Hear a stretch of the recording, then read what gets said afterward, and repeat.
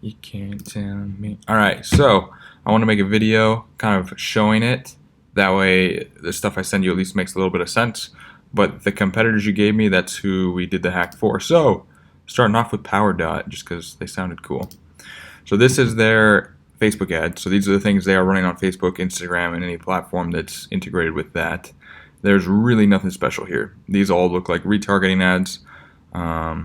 They don't look like they're going to cold audiences, and the reason why I think that's because they have enough traffic. They have about 11,000 people per month, and well, 12 including their paid traffic, if you include that as well. So they have enough to do retargeting there, which is what these look like. And generally, that's the standard method of retargeting is a warm audience, give them a discount, and that's what these look like 20% off, 20% off, something like that. This one I like, but that's about it. So nothing special there. Going into their actual traffic, they, like I said, have about 12,000. 1.4 of it is paid, so they're paying for it with Google and that kind of stuff, and display, which is still through Google. And then most of it's organic.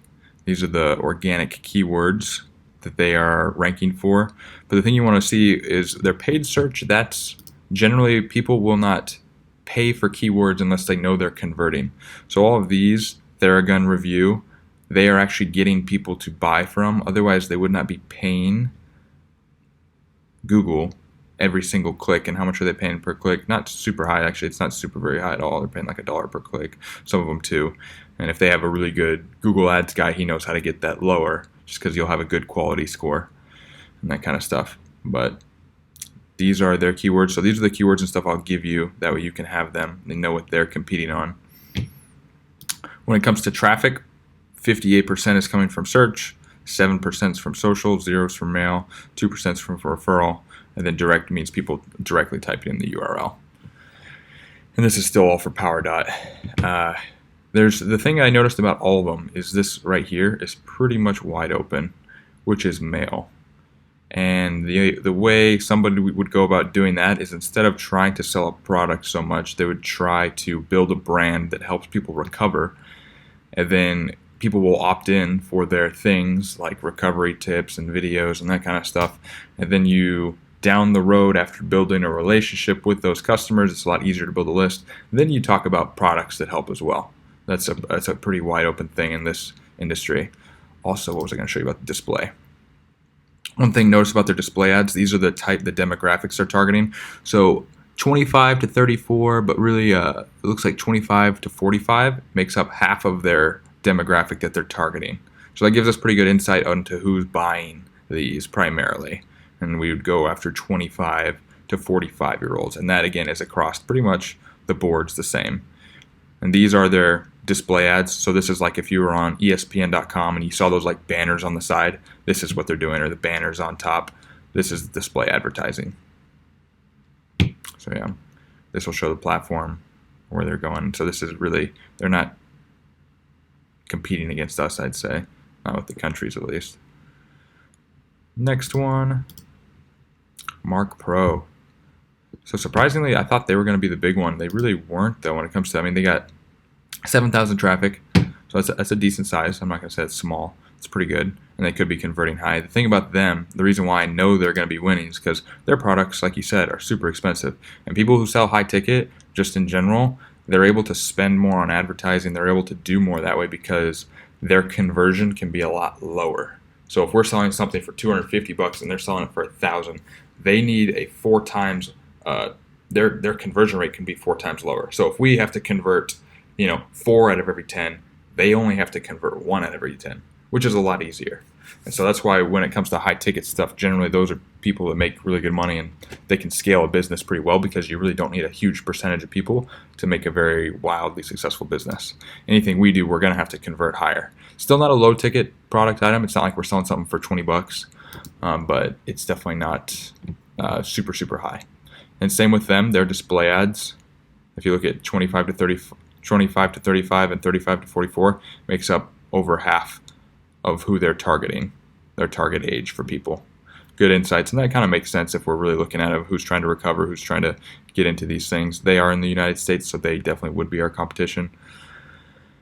Let's go into traffic-wise. I had their paid keywords. Where were their paid keywords? Right here. So these are the keywords that they're paying for right now, which is not a ton, but these ones must be doing okay for them. Mark Pro. They're really bidding on a lot of their own keywords just because other competitors are bidding on their keywords as well, because they actually have branded search, and branded search just means that people are searching for their brand itself, which that makes up about 40% of their traffic. It's a decent size. Next we got the, oh, and I was going to show you their ads, that's right. This is for, oh, this is for compacts. Let's pull up them then. Mark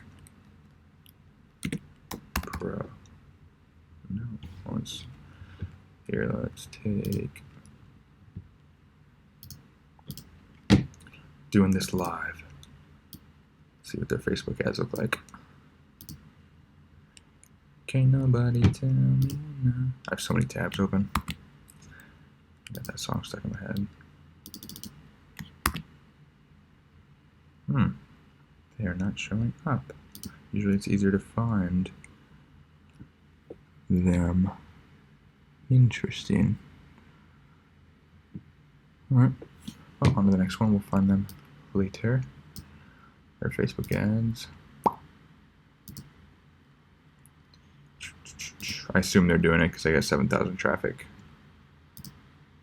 Next, compacts. Compacts. I was spelling that wrong. So for them, these are their Facebook ads. If I had to say somebody who's actually doing Facebook ads well, these guys are doing okay. These guys are actually doing pretty okay. They got some videos. They're testing a lot. They definitely have different audiences, but I mean, their video's not bad. Let it play. It's kind of cool looking. I mean, again, this isn't anything special though. Like, as cool as it looks, cool doesn't always sell, and that's the truth. Generally, it doesn't actually sell better than other things. Like this is, to me, I would not put this out to a cold audience, because even retargeting this wouldn't be great. Like if they watch the whole video, that's only 15 seconds. I wouldn't want to even retarget that if that was a cold audience. So I think they're just retargeting warm audiences several times until they remember to buy. Do they have any? Yeah, it just looks like retargeting. That's it, with different offers. Nothing special there. But for them, boy, they got some traffic. 30,000 people organically, about 10,000 paid. And yeah, they have definitely a lot of people visiting their site. So they are pretty well known. Branded search, half. So they are definitely well known in the industry of what they're doing. Their paid search. Tens, electrical muscle, and I gotta give you all these. These are, just remember, these are the words that they are bidding on Google to show up in the search results for. So, you know, when you go to Google and you type in like electrician near me, you know, there's going to be electricians that pay to be on the top of that page because they want you to be their client. So that's what these guys are doing. But for gift sets for dads, or for some reason I wouldn't bid on that, but they're bidding on those type of keywords. A lot of mostly portable electronic stuff, fitness related. But yeah, I can download this and just share it with you, and you'll have that as well. Boom, display ads, they had one. And same when it comes to audience, majority of it came from 25 to 45 year olds. Nothing special on display. It even looks like they're just doing one desktop. They're the only ones that has a little bit of their traffic coming from mail, which means they actually are doing email lists and that kind of stuff. And with that size, I would assume you would be. They're doing it quite a bit. But still, most people are just really getting majority of their traffic from search, from Google and direct. So that just means social is pretty wide open. Social and mail are really, really open. And then I got us on here. We got about 90 people, it looks like a month, maybe more. Just depending on the month, it's just kind of averaging out. But it looks like you've jumped quite a bit in this, like, what is it, January, February, March, April, May, like June, July. It looks like you jumped up quite a bit. That's good. And if you were going to do like retargeting, they would still definitely work, but you'd want to spend like literally like maximum 50 cents a day, just because the CPM is average, and that means cost per 1,000 views on Facebook for reach campaigns is like $10. So I mean, If you're only getting 89, you could hit each person. You want to hit somebody like 7 times generally before they buy something, and you could hit them 7 times there, and yeah, you'd stay under that. Like I'd want to spend like literally, yeah, like $10 a month. So divide that by 30. $10 divided by 30, and you can do that. But really, the biggest, I think, opportunity is YouTube ads right now. Just because, again, TrueView, you can do a lot with YouTube, and you can target people that are in the market. Google is one of the only platforms right now that's kind of combining interest targeting with intent targeting.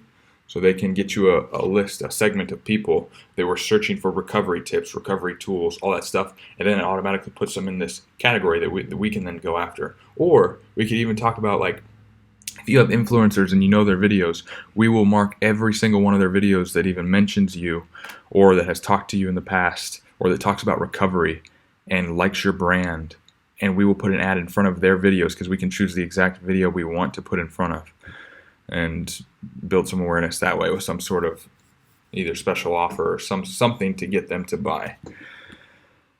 I don't think, what was I? Yeah.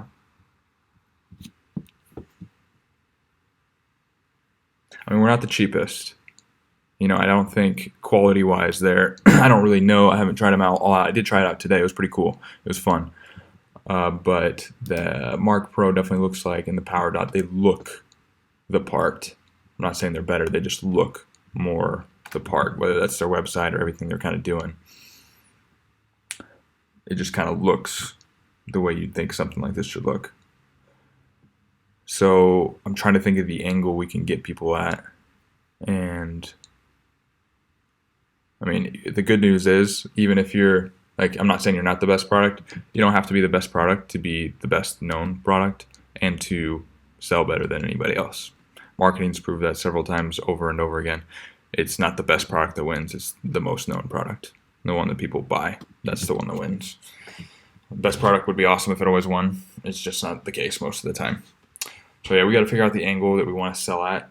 And really, if there was definitely an opportunity to do that none of these people are doing, it's niching down. Like literally niching so far down to where we're literally talking to only, at least in the beginning, talking to only moms 35 to 45 who have this specific problem. After that, like that, we could crush a market like that. We would need to niche down in order to do that. So if we really want to niche down in CrossFit, we can niche further down and become the best at those people, put out content, put out everything we need to just to that demographic, and that will get our sales up, because then our tool is meant for those people exactly. We target them with influencers that are already talking about our product that way. So like the influencers that you've seen, we want to get targeting to those exact so the Special Olympics, hopefully I'm not saying anything to offend anybody, those people, seeing if we target those people with content that already has some of the athletes that you've sponsored, some of the athletes that you've helped, that's going to be a lot more like, oh man, I should really buy that, versus Power Dot, it's for me, like he actually helps people, it's for me. Like that is a lot more powerful of an ad than this helps with recovery for all CrossFitters. That's what everybody's already doing. So what I think the only way to take over and really beat these guys is not going to be going broad like they are right now. It's niching down, killing that niche, going to the next one and the next one and the next one. But yeah. Anyway, that's the video. I will send the other things in an email spreadsheet. A lot of them might not make sense, so that's kind of why I wanted to do the video. But yeah. All right. Have a good, what is today? Monday.